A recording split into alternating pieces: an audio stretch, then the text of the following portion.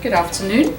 My name is Nadia Eckhardt, and it's a pleasure for me to be here to be discussing Cuba with my good colleague Rich.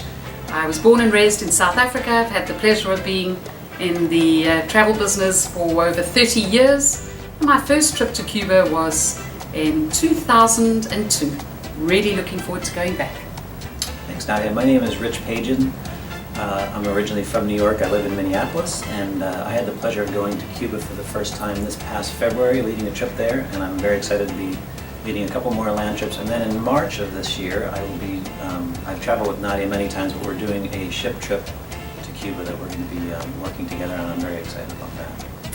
It's really an excellent way to see and enjoy Cuba on an elegant sailing vessel, Le Penard. I know many of the Zegrahm travelers have been aboard Le Penard, and 56 of us. It's our own private yacht, and we're starting in Havana and making our way in a clockwise direction, doing all of the highlights and a whole lot more. Yeah, it's going to be fantastic, and we wanted to kind of answer some questions that had come up about Cuba in case you're thinking about going or going again if you've been before. And we have two totally different types of trips, I guess I would say. Going this ship trip will be quite different than the land trip, and so we wanted to kind of explain the differences, talk a little bit about some of our favorite things, and answer some of those questions. And with the land program, I have to agree. You know, Rich, I too have had the pleasure of doing the Zegrahm Expeditions land trip last January. We had a really nice small group, excellent guides. The accommodations were terrific. Great cuisine, and I am delighted that with our Le Penard ship trip, we'll be doing a combination of land and ship, which I think will give everybody a good feel for what is available to do and see on shore, as well as come home to the comfort and the luxury of Le Penard. Cuba has a lot of natural history to offer, a lot of culture, architecture, and now is the time to travel to Cuba. You're traveling with an amazing team of staff. Of course, Rich, one of the founding partners was Jack Grove, and there is Professor Pagen, Richard Pagen, and his wife Deborah Bundy. And I remember doing Cuba with them a number of years ago. And of course, a very dear friend of ours and the senior cruise director for Zegrahm Expeditions, Lynn Gregg. So we're going to have a lot of fun. I found the food outstanding. What I really love is that welcome cocktail everywhere we go. Right. If you like mojitos and Cuba Libres and daiquiris, this is the place, because they're all Cuban. Exactly. The food, I was quite surprised. We had lobster on our plate many times. Of course, you do have the traditional chicken and pork and rice and beans. But the organic veggies I found exceptional. Huge selection, and I know even on our ship trip we'll have the fine French cuisine, of course, but we'll have an opportunity to sample the local cuisine.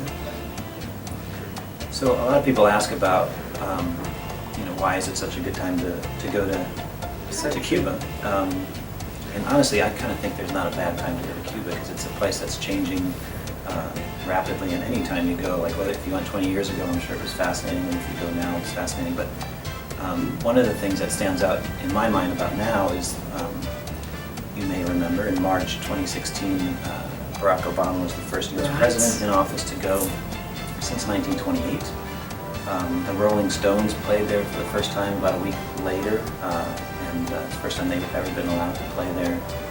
So it's definitely a place in flux, and these changes are fascinating. You've got this, this old political and social system in place that's changing, and it's a cool time to see that. Couldn't agree more. And to think that it's 90 miles from Key West, Florida. We step on our flights from Miami. We were in Havana just over an hour later, and I remember stepping out of the airport in Havana, and the first thing you see are those beautiful old Chevys. And they're there for our use. We'll take a trip in to dinner in an old Chevy. The little bicycle cabs, the warm, welcoming reception we receive the minute you step off the plane. the hotel accommodations, that Malia Cuiba, it's about 5 miles outside of Old Havana, along the Malecon. Beautiful views out to the ocean. Internet even, which I was quite surprised about in the Malia Cuiba. And of course, Zegrahm will get us the best rooms right up on the top, 16th, 17th floor. And we've got a lot of time in Havana. And a lot of people don't realize that you are able to just walk out freely. Yeah. And I don't know how you felt, Rich, but I felt very safe. Yeah. I think people sometimes feel like there's a lot of restrictions on them, Right. as Americans anyway, because of what the policies have been for travel Right. and the fact we have to get this people-to-people permit to be able to go and all these kind of things. But I found, and I always tell people like that, those restrictions are really U.S. government restrictions. They're not. The Cubans are happy to have So it. The true. Cubans are welcoming, and that was actually one of the surprising things to me. I was expecting there'd be some, not resentment exactly, but some sort of, that it wouldn't be, people wouldn't be quite as warm and welcoming to Americans as they were. But obviously the people are wonderful. The people are hopeful that this embargo lifting process continues, that things become more open. Because as you say, it's so close to Miami. Right. And it's certainly easing up. I think the process for us going in on the land trips, on the ship trips, is really not, that difficult. I mean, the visa's taken care of, or the tourist card by Zegrahm. We are abiding by the rules and regulations. Yeah. Things are changing every month. We're all hearing about it on the news. Yeah. And things I do hope will open up. Yeah. But that's why I feel now is the time, for us to travel before everybody else comes in. So I'm just delighted that I've had the opportunity with Zegrahm Expeditions, the last few years, and on this exciting ship trip.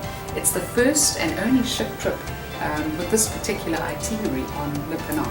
Nobody else is doing anything quite similar. Of course, they are large vessels, we know, but we're doing it exclusively with 6 staff, an amazing French crew, and to some marvelous places. This new landing that we've got in, it's at Nadia, and we're doing the overland to Gibera, where we're visiting one of the homes of Castro. It's a museum today, of course.